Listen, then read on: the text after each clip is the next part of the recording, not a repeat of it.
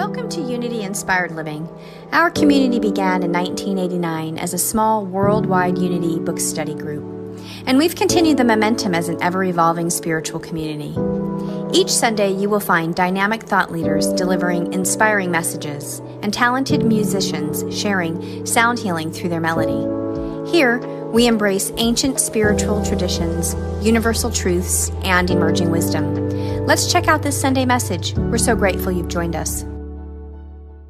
Beloved Dr. Fred Luskin with us. He has arrived, and I am so grateful for you and your willingness to say yes to us and share your wisdom and your heart and your message. So I'm going to hand the screen over to Dr. Fred Luskin for our morning message and our theme this morning, From Wounds to Wonder.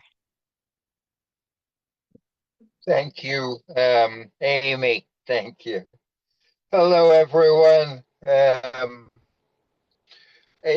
was going to say it's nice to be back, but I'm not back because I'm sitting in my car, and there is something diminished by that.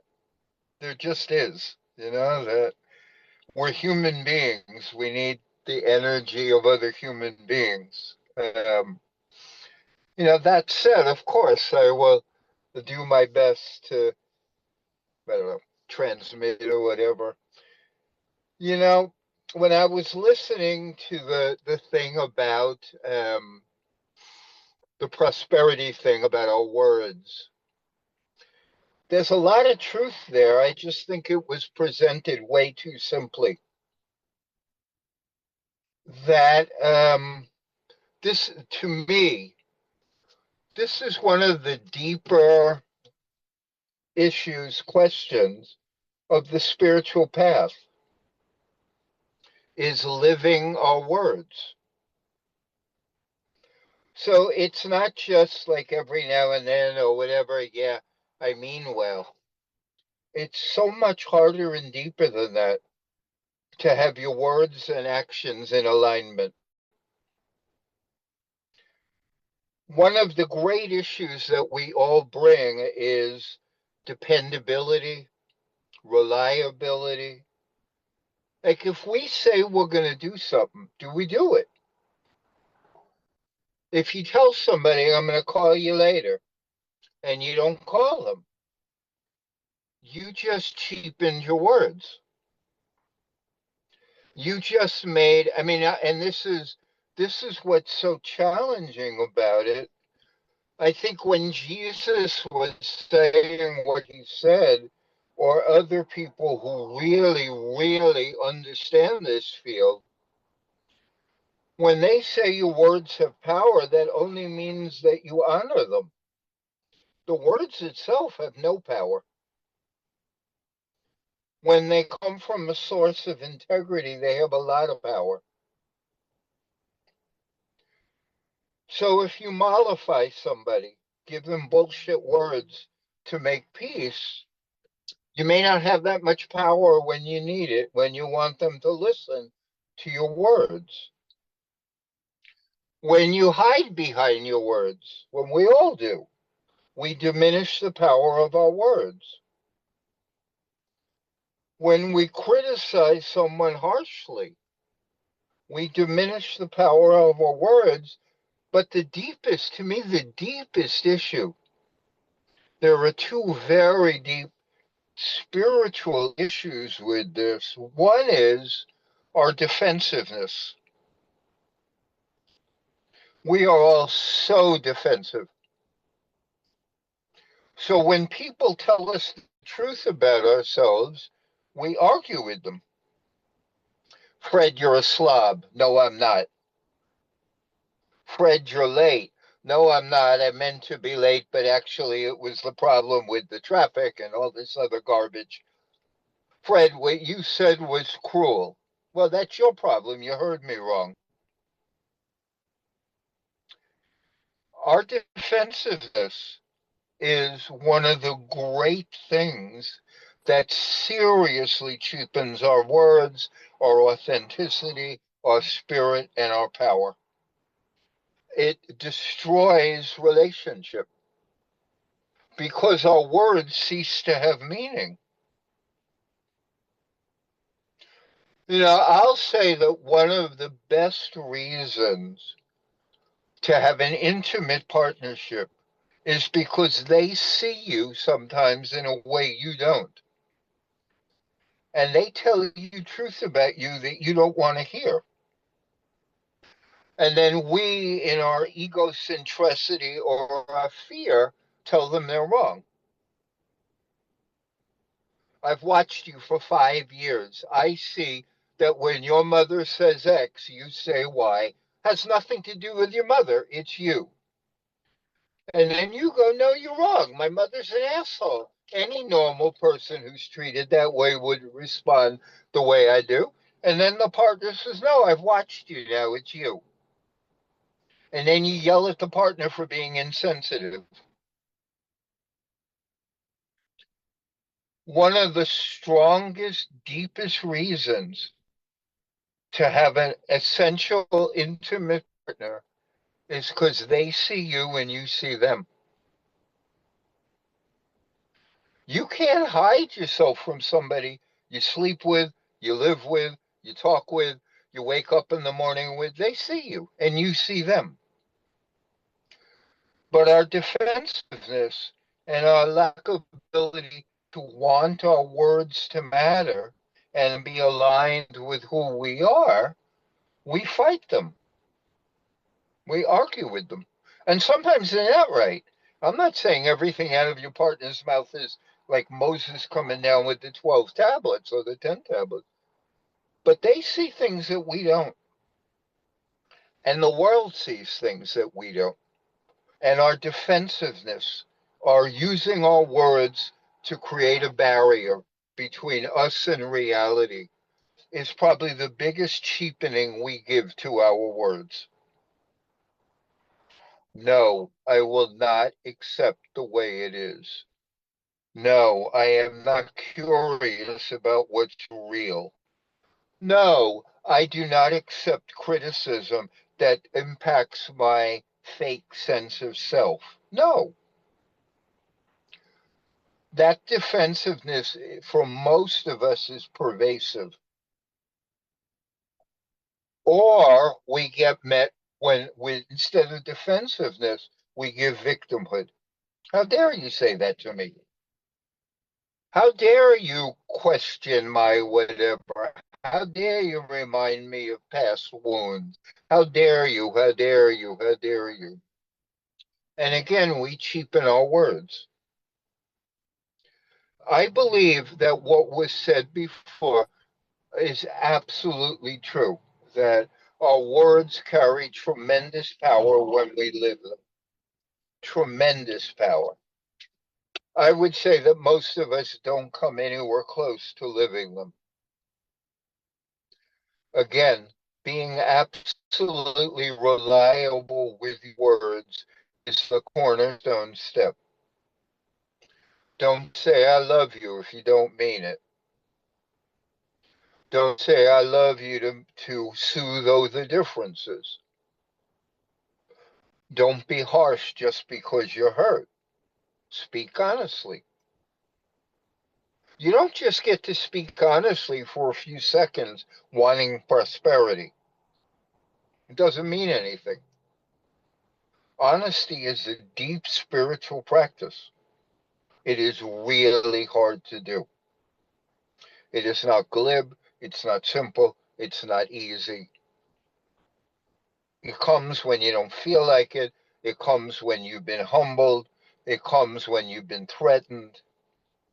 It is really hard to be honest. It is really, really hard to say that hurts, but you have every right to say it. That's honesty. So this like trivial prosperity stuff, fine. It's the minorest froth on a very deep and challenging spiritual issue. Can I be straight with myself? Is the other part of it. Am I willing to see myself clearly? That's a whole level of honesty that is so beyond the most of us.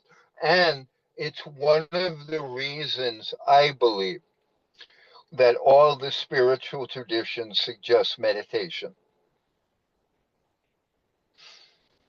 You have to be able to quiet down to be able to hear. And you have to be able to quiet down for even for a second to see yourself clearly. My bad, I was harsh. My bad, I have a lot of unresolved stuff. My bad, I'm in a hurry. My bad, I get distracted. I respond to my technology too much. Or my bad, I just don't get it. I need help. Help me understand more deeply and clearly. But it is so, so, so, so difficult to actually hear what we say. So difficult. And to speak not with forked tongue, as they say, about yourself. We try to paper over our flaws. We try to exaggerate our virtues. Our ego will do anything to defend itself. So again, if you want your words to have power, be honest. And it's not primarily what you ask for. There's no power in that. You can ask for anything. There's no power in that.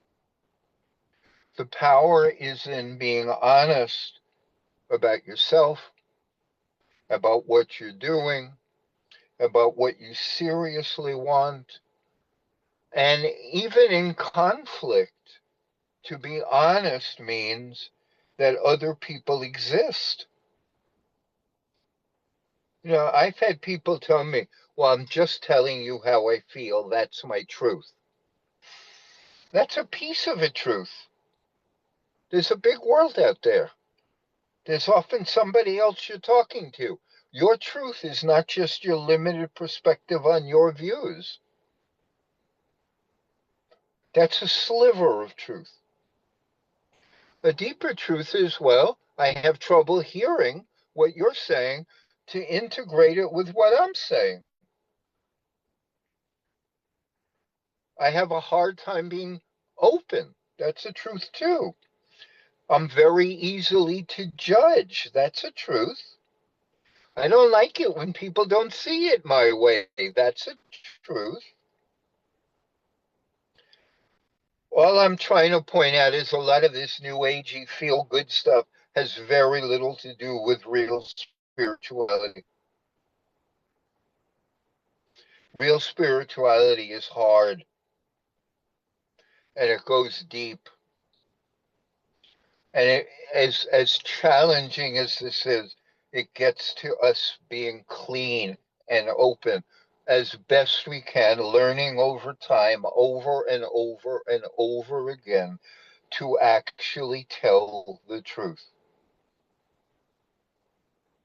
And it is so difficult. It's much easier to do pablum and to say, well, that feels good and this doesn't feel good, and let's all feel good together. That's fine. There's nothing wrong with that. It's just not real honesty.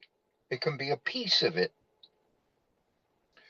But the deepest spiritual honesty, the hardest, is to recognize ourselves, own what we've created, and try to make it right if we haven't done our best.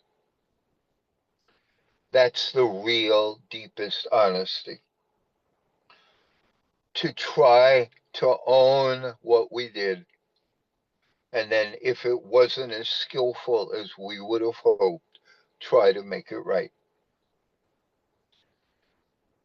It involves an interiorization of awareness so we can see and hear more clearly.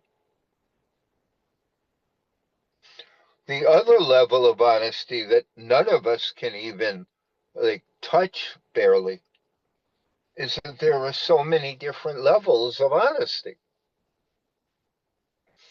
There's just selfishness, there's drive, there's, equality, there's compassion, there's loving kindness, there's raw selfishness. Those are all different perspectives, and an honest analysis from each is different. So I'm going to suggest that to some degree we try to be a little more accountable with our speech. Own it when we don't follow it. Try to say as little as possible. I look forward to seeing you soon when you don't. Try being honest. If you want your words to have power and you want the universe to respond to them, make more of the words real. I mean, why would the universe pick up your one statement of make me more prosperous when all the other stuff is garbled? Why would it pick that out? It would say, no, you're mostly bullshit. And so it's a spur, it's a inner spur to just be more accountable. Ram Dass, who's to me about as clear a spiritual teacher as exists in his words, took after the common human like desire to hurt by calling it honesty. And he would say, yeah, that's a very low level of honesty. The higher level of honesty is we're here to be kind and help each other. And that one's much harder. But then you end up with the Buddhist, their eightfold paths of right speech. Is what I'm saying truthful? That's a good place to start. But then is it necessary? It may be truthful, but it's not necessary. And then is it kind? And then you have right speech. So is it truthful? It's just the beginning. If you start out lying, then you can't do the other two. It can't be necessary, and it's certainly not kind. But the bottom line is it true? Okay, great. You're ugly. That's the truth. But is it necessary? And is it kind? So these are the much deeper, much questions of knowledge and speech that has power. If the people in relationship with you know that you're, honest, kind, and say when it's needed, everything you say gets attention. Everything. Because they know you're not wasting anybody's time. You don't have to hit them over the head to pay attention, because your words have real meaning and real power. But when much of what you say is just self-serving garbage, people tune out. Has no power. The thing that makes most people turn out is defensiveness. Is I'm not going to let you in. Even if what you say is true, I'm not letting you in. I'll find a way to deflect it so I don't have to change. We're all easily hurt. So you don't have to be harsh to be defensive. You can just say, "Hey, what you're saying is challenging to my self-concept, so I don't want to hear it." That's truthful. It may even be necessary. Maybe you can't hear it. And it's kind. It's not blaming somebody else. I can't take that in. It's too hard for me. I just can't. It's not you, it's me. That's incredibly powerful speech. I, you know, I'm older. I've been at this spiritual stuff for decades.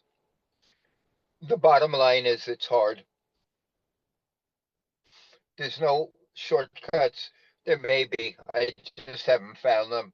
There's no easy path that doesn't involve some ego deconstruction. That's the game. You know, the biggest Buddhist complaint against mindfulness is how it's been pacified from what the Buddhists take. Mindfulness is not primarily to make you a little calmer or to make you feel better. It's to help you see more clearly, which is not always pretty or easy. You get to observe and detach, and so you see things more clearly. And sometimes it doesn't make you happy, and sometimes it leads to great peace. But the point is to see things more clearly. So again, what I'm responding to was something that I think was presented too facilely without the required depth of spiritual practice, which for most of us involves some humbling and some accountability. And that's not easy. And you don't start your spiritual quest there. You start on the simple, I hope I feel good from it. But as you deepen, it goes from, I hope I feel good from it to, I hope I free myself from my bad qualities. And that's what I was responding to, that it is really hard to free ourselves from these mindless qualities we have. Anyway, I thank you for your attention. Um, I believe this work is essential. Spiritual work may even be simple, but it sure ain't easy.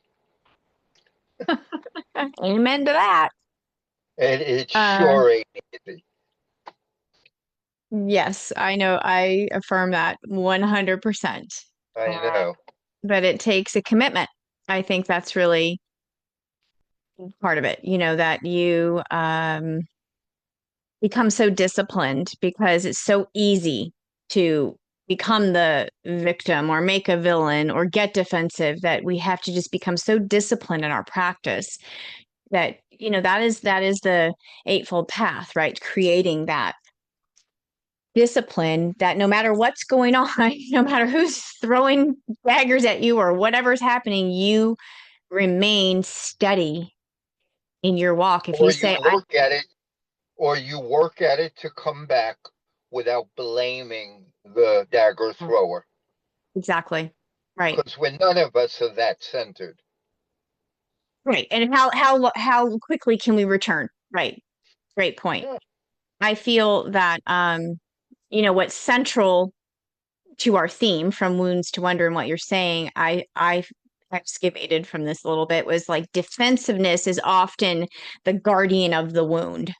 So if we're talking about from wounds to wonder, defensiveness rears up, right? If something um, shows up, like something tender was touched, right? So instead of letting us go deeper into what you said, really mindfulness is about see more clearly. So instead of going deeper into see more clearly, the defensiveness protects us by closing off, like we don't really want to see that so deeply. And so we get the opportunity that when that flash of defensiveness comes up to become aware of it and say, is that actually a doorway? is that actually Well, that's a choice we have. right?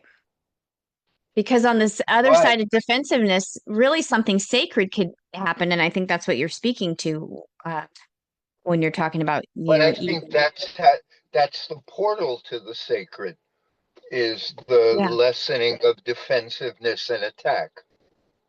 100%. Yes. And we're not saying this is like easy peasy work. Oh This my takes God. practice. And I know Fred and I have had endless conversations about this and softening and being that space on the planet. And um, because we can get to that honesty and that it creates a space for that real connection. And going back to the conversation about relationship and why intimate partnership is such a space of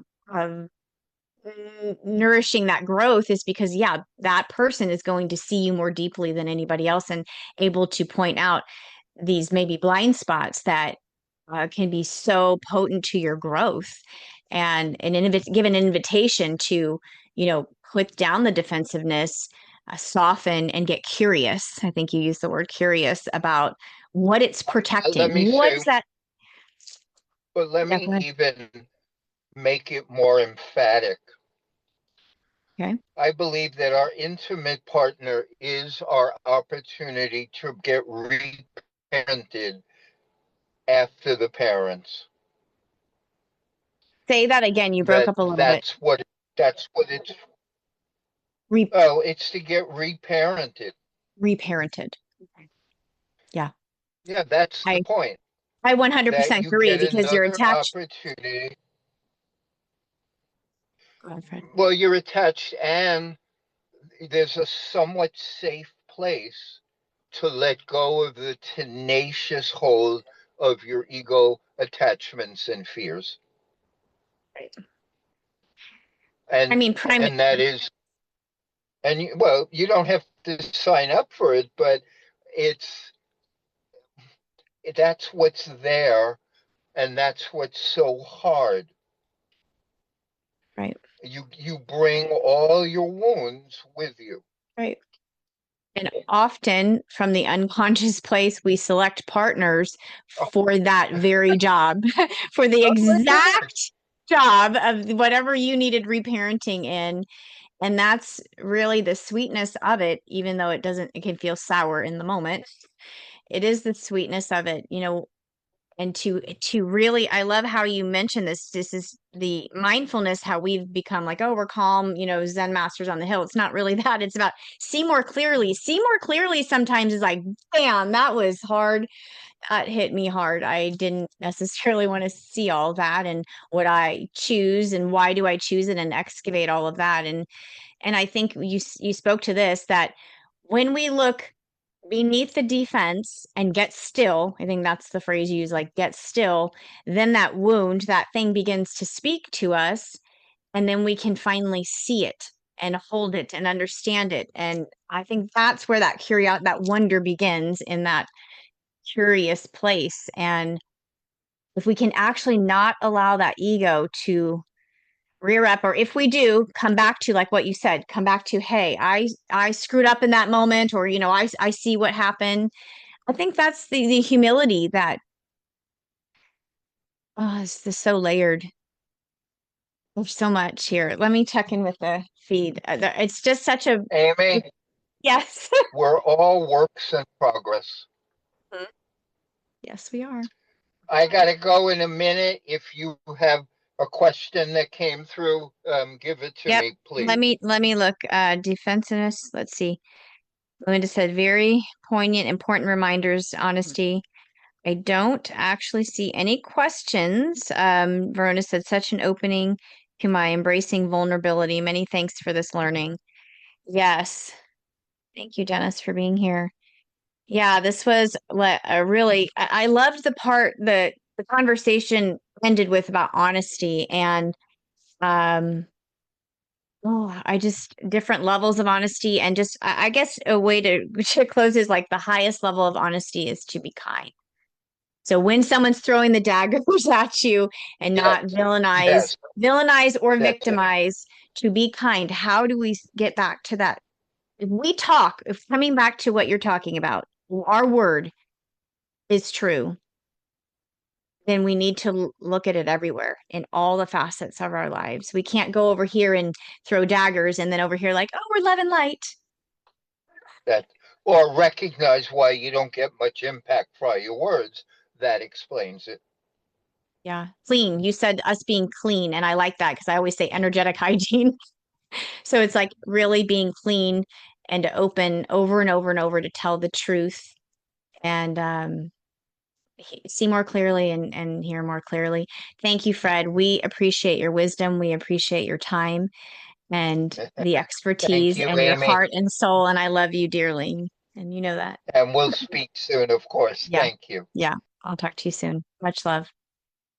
Everybody. Well, we know Fred. I love Fred so dearly. I'm so grateful for his willingness to zoom in with us. Sonia says defensiveness is the guardian of the wound. Very perceptive thought. Yeah, that's what I was thinking when he was talking about it. You know that uh, defensiveness, it rears up only at certain times, right? And it's when there's something that was touched. So very you know, the thing about Fred is you just never know which way he's going to go. And so it was so interesting that he went that direction with From Wounds to Wonder to talk about defensiveness. And as he was talking about defensiveness and honesty, I thought, oh, I mean, it really is. We're like talking about like the foundational stuff to wounds. So, so perfect. Thank you, everybody, for being here with us. I am so grateful for your presence and your willingness to participate in our space and bring your heart and souls here. So just remember that if the message, the community here supports you, nourishes you, we invite you to participate in a sacred exchange of giving, and you can do that on our website, unityinspiredliving.org. Your generosity allows this space of wisdom and music and connection and growth to continue. So thank you. We are tremendously grateful for your part in this community and the continuation and evolution of Unity Inspired Living. So normally I close with our prayer of protection. And Marianne says, Fred is a master teacher. We are blessed. He definitely is.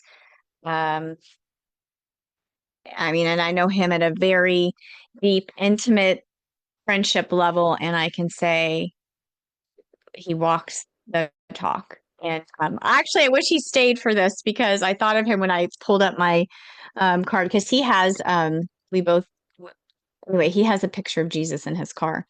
And I have a picture of Jesus always on my altar and by my bed. And so I normally close us with the prayer of protection, but I'd like to do something a little different today. And I felt called to share this prayer that has carried me through some of the most difficult seasons of my life. Biggest wounds of my life since I was a child. And many of you already know it. And perhaps it will just feel like a gentle reminder. And then other people, I thought, well, you may be hearing it for the first time.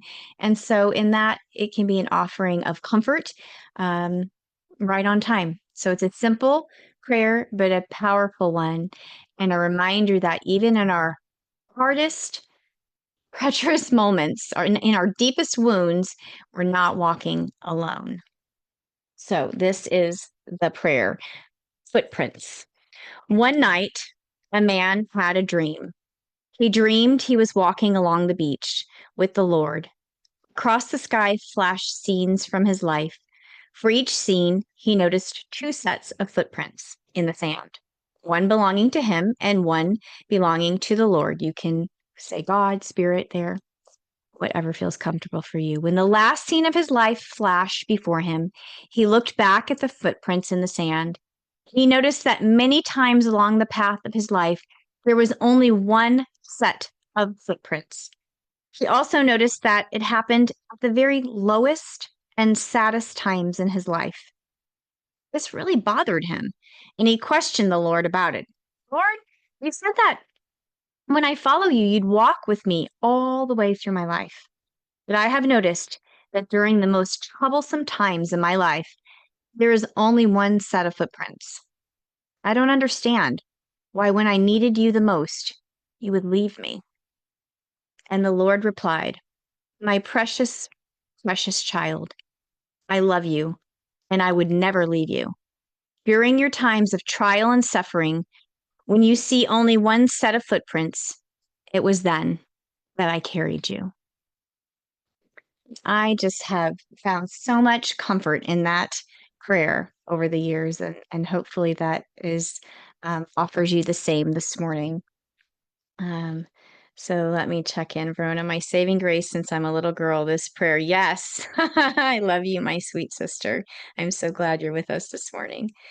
Yeah, it really has been my saving grace, and many times too, to remember that we're held through no matter what the suffering is, no matter what the situation is, no matter how big the wound is, no matter how broken you feel. The suffering, the setback is really your setup. It's really what's coming next. That's the space is being created for you, and the Spirit is holding you. It is then when I carried you. I know, isn't that just like it's just such the, gives me God bumps. That's what we say, right, Verona? God bumps. Gives me God bumps when I say that at the end of that prayer. So, oh, thank you, beloved souls, for being here with us this morning. I am so grateful for our time together, and so appreciative of each and every one of you and your spirit. So thank you, thank you. I will see you right here next week, same time, same place. So shine on, bright ones. I love you dearly.